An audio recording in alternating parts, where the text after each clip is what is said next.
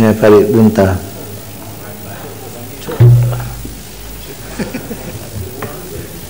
Terima kasih Yang Ketua. Saya turut sama untuk berbahas dan saya akan asaskan perbahasan saya kepada tiga asas, iaitu pertama, sebelum kita dapat membahas RMK 11, perlu dibuat penilaian kepada pencapaian RMK 10. Yang kedua, asas yang kedua ialah tentang apa namakan sebagai menginstitusikan pengislahan ataupun institutional reform yang perlu kita usahakan dengan lebih giat lagi.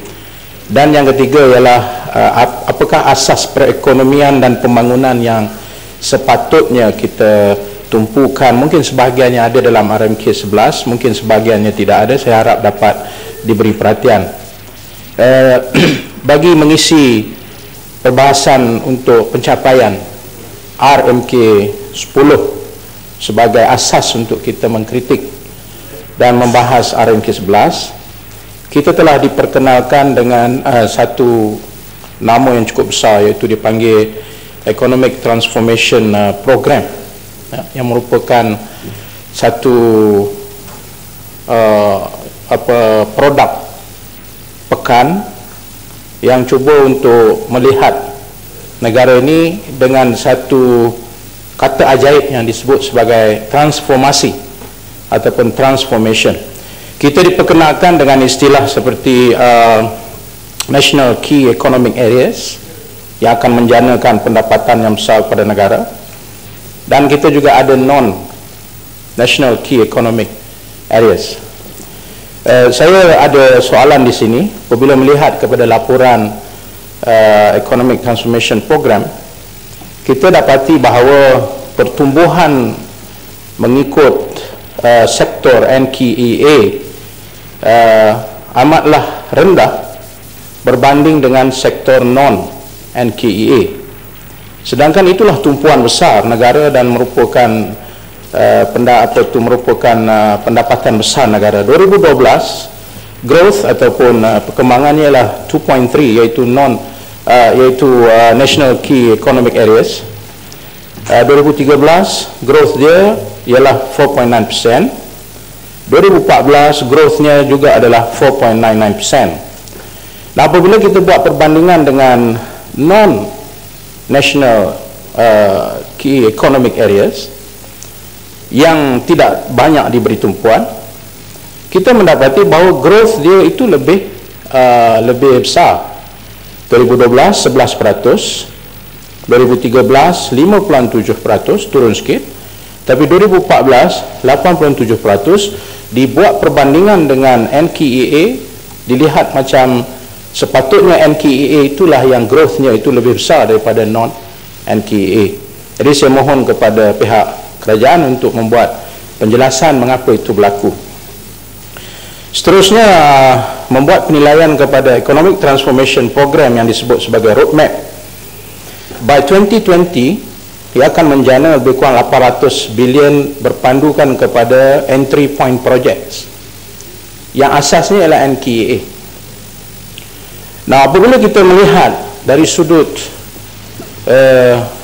entry point project ini, kita melihat perkembangan dia secara average sebelum sampai 2020, kita boleh mendapati lebih kurang dalam 33 bilion sahaja average, ya, dalam EPP ini based on NKEA. Dan jika kita mengambil tahun 2020, kita hanya ada lebih kurang 5 tahun. Maka itu, jika 33 bilion pada tahap purata yang ada, nak sampai kepada 800 bilion sebagai kita punya indikator, maka bukan 5 tahun Tuan Dipertua, tetapi dia akan mengambil masa lebih kurang 24 tahun. So itu saya perlu sedikit penjelasan macam mana kerajaan nak mencapai berpandukan kepada entry point project itu. So sebenarnya saya juga muskil kepada laporan yang mana entry point project yang disebut ada lebih kurang 151 projek yang dikenal pasti. Tetapi dalam laporan hanya menunjukkan 96 saja. Di manakah bakinya? Dan apabila pekan ditanya tentang pencapaian atau KPI NKEA dia menyatakan pencapaiannya 110%. Manakala ditanya tentang KPI dilaporkan yang EPP itu dilaporkan kepada 100%. Jadi saya agak muskil bagaimana dia mendapat figure yang begitu, angka yang begitu, sedangkan yang dipaparkan dalam laporan itu daripada 151 hanya 96 saja. Dan kalaupunlah 96 itu, Tuan Speaker, betul dapat tercapai berbanding dengan 151 yang dikatakan keseluruhan EPP itu, maka dia hanya dapat 64% saja. So pelaporan yang begini saya rasa perlu diberi penjelasan sebab supaya rakyat tidak mislead dengan angka-angka yang dilihat cantik, tapi bila kita masuk ke dalam untuk buat penelitian, kita dapati diskrepansi dari segi projek yang dikatakan dengan laporan yang ada. Jadi Tuan Betul, satu lagi yang saya harus tanya, sebab ini melibatkan satu dana yang besar juga dalam projek transformation ini, iaitu projek tukar. Ada satu projek nama dia projek tukar, iaitu nak memodernisasikan outlet peruncitan ini supaya mereka dapat dikembangkan. By 2020 dengan izin kita akan dapat lebih kurang 5,000 outlet tukar yang telah pun tukar. Maknanya dia telah ditransformkan daripada runcit kepada yang berdaya saing dengan menjanjikan 51,000 pekerjaan. Ya. Tapi bila kita tengok hingga 2014, yang tercapai saat ini dalam laporan hanyalah 1,395 outlet. Ya. Dan kalau kita ambil akumulatif, kita ambil daripada tahun dia diperkenalkan 2010 hinggalah 2014, jangan tengok tahun 2014 tapi tengok secara akumulatif, maka kita akan dapat pencapaiannya setakat ini hanyalah 28%. Jadi persoalan ini saya minta supaya diberi penjelasan apakah status tukar, dan dengan dana besar yang kita telah berikan, apakah dia telah berjaya sampai kalaulah daripada kajian yang dibuat kita dapati hanya 28% saja pencapaian setakat ini. Habis itu asas pertama, the first pillar of my debate, iaitu penilaian kepada pencapaian RMK 10 supaya dapat penjelasan. Barulah kita boleh masuk kepada apa yang saya namakan sebagai institutional reform dengan izin, iaitu menginstitusikan pengislahan. Pengislahan ini atau kadang disebut reform. Ada setengah orang tak suka kalimah ni, reformasi. Itu ada juga nanti yang panas telinga. Tapi apa yang disebut sebagai institutional reform atau menginstitusikan pengislahan itu lebih enak didengar. Ialah apa yang dimaksudkan satu reform yang bersifat terancang. Bukan satu reform yang hanya gula-gula. Mungkin masa pekan memperkenalkan ETP, Economic Transformation Program RMK 11 itu, masa tu nak dekat dengan pilihan raya, so dia pun bagilah sedap-sedap, lalu dia namakan dengan nama yang besar transformation, tapi sebenarnya apa yang dilihat tak mencecah kepada permasalahan. Para pengkaji institutional reform khususnya di negara membangun, salah seorangnya ialah Matt Matthew, dia memberi satu soalan yang cukup cepu mas, iaitu dengan izin, why institutional reform fail? Kenapakah menginstitusikan pengislahan itu gagal? Maka dia ada jawapan. Dia kata kerajaan yang memperkenalkan institutional reform, ya, dia hanyalah niat untuk bagi signal kepada rakyat, hanyalah niat, tetapi dia tidak mengubah sistem yang ada. Maknanya kita hanya dengar nama-nama yang besar seperti Economic Transformation Program, seperti nama Government Transformation Program, seperti nama National Key Results Area NKRA, National Key Economic Area, cukup besar dengah. Tapi itu hanyalah intent. Dia tidak membawa kepada perubahan sistem itu sendiri. Dia tidak membawa kepada nak mengubah kerajaan itu, cara dia berfikir, cara dia bekerja. Dan yang lebih penting ialah dia tidak mengambil konteks secara realiti apa sebenarnya yang dihadapi oleh rakyat dalam negara itu. Dan lebih buruk pada itu, pakai konsultan dari luar, dia bubuhlah best practice, bla bla bla bla bla bla bla bla, kita kena buat ini.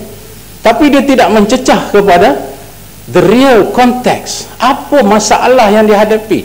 Kesenjangan pendapatan, gaji tak naik, masalah barang makin menekan, harga barang naik, masalah kemudian cukai, diperkenalkan pula GST yang langsung tidak melihat kepada konteks. Saya harus menyatakan bahawa satu saja dalam Economic Transformation Program yang boleh dianggap berjaya, iaitu public relation sajalah. Public relation is a success, tetapi the plan itself, I cannot say it's a failure, but based on RMK 10 yang saya sebutkan tadi, masih jauh lagi dia punya pencapaian. Kenapa saya menyatakan fail dalam konteks institutional reform? Kita pun tak payah nak cakap panjang di sini. Case 1MDB, baru kita nak cakap tentang Economic Transformation Program, baru kita nak cakap tentang Government Transformation Program, baru kita nak cakap tentang prudensi supaya tata kelola kewangan itu lebih bijak dan berhemah. Tapi apa yang kita dapati ialah keadaan menjadi lebih buruk, transparansi tidak ada. Dan dalam hal ini saya menyatakan bahawa isu 1MDB itu, atas apa saja tanggapan orang kepada isu itu, adalah reflection kepada the failure of institutional reform. So kalaulah kita bawa mai perkataan-perkataan yang elok sekalipun, tetapi masih gagal untuk kita uproot the system, maka kita akan ulang the same vicious circle. Sebab itu dalam kaedah fiqh ada menyebut bahawa al-ibrah bil musammayat laysa bil asma'. Pengajaran itu ialah kepada isi dia, bukan kepada nama dia semata-mata. Kerajaan mesti telus dan rakyat mesti tahu apa yang berlaku. Ini tak bila datang 1MDB, macam-macam punya alasan diberi, dan PAC panggil untuk dibuat hearing. Apa dia? Panggil CEO dia, tak ada luar negara. So perkara-perkara begini seolah dia tak hormat langsung kepada parlimen untuk rakyat tahu apa sebenarnya yang berlaku. Kejap duit kat Singapura, kejap kata cash, kejap tidak, bukan cash. Jadi persoalan-soalan ini menyebabkan institutional reform kita ini menjadi mockery atau menjadi gelak ketawa semata-mata. Melaksanakan kebebasan individu dan kebebasan kolektif untuk memberi pandangan, yes. Hari ini kita tengok orang-orang politik daripada Pakatan Rakyat dan mungkin satu hari daripada parti lain juga, apabila mengkritik dasar-dasar kerajaan, dia kata kita tak patriotik. Tadi semua orang dengar tadi menteri, bila kita nak bawa usul, yang bawa usul tu pembangkang. Kenapa pula kita jadi tidak patriotik? So ini cerita-cerita lama, berhentilah cerita-cerita tak patriotik ni. Apabila kita mengkritik dasar, bukan bermakna kita tidak patriotik. Tapi apabila kita mengkritik dasar kerana kita sayangkan negara lah, maka kita kritik dasar-dasar yang ada. Tolong ubah mindset itu. negara ini milik semua orang, bukan milik parti-parti tertentu. Kerajaan boleh datang hari ini, esok dia boleh pergi. Dia tak ada akan kekal selama-lamanya. Sebab itu kita gagal untuk buat institutional reform, sebab kita hanya buat nama-nama ini untuk kekal berkuasa, tapi tidak mau mengubah sistem yang telah kita menyebabkan masalah.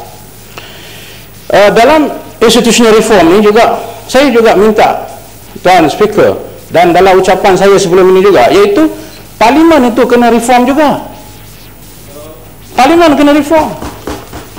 Kenapa bila berlaku 1MDB, pekan dipanggil pegawai-pegawai kerajaan dan duta-duta asing, bukan 1MDB, ketika berlaku krisis ekonomi, harga minyak jatuh sebagainya, dia panggil pegawai-pegawai kerajaan, dia panggil duta-duta asing. Sepatutnya dia panggil ahli-ahli parlimen. Tak kira apa latar belakang, supaya kita membincangkan soal negara. Ini barulah patriotik. Tapi ini tak. Isu-isu cuba ditutup, cuba dibuat nampak macam cantik, sedangkan parlimen lah. Kalau kita nak bercakap tentang rekonsiliasi, kalau kita nak cakap tentang menguruskan politik baru ini, dia bermula di parlimen. Mengapa tidak ada jawatan kuasa yang melibatkan semua pihak? Yang ada 5 jawatan kuasa itulah daripada awal parlimen sampai hari ini. Kenapa tidak ada jawatan kuasa ekonomi? Mengapa tidak ada jawatan kuasa perundangan? Mengapa tidak kita sama-sama fikirkan Suruhanjaya reformasi perundangan? Banyak perkara yang kita tak boleh buat di dalam kuasa kita, circle of influence kita. Stephen Covey kata ada circle of influence dengan circle of concern. Kita yang circle of influence ni banyak benda yang kita boleh buat. Dan sebab itu saya seru kepada rakan-rakan sebelah sana, termasuk Bagan Serai, rakan saya, supaya kita fikir across political boundaries untuk menyelamatkan negara, bukan untuk menyelamatkan parti-parti politik tertentu.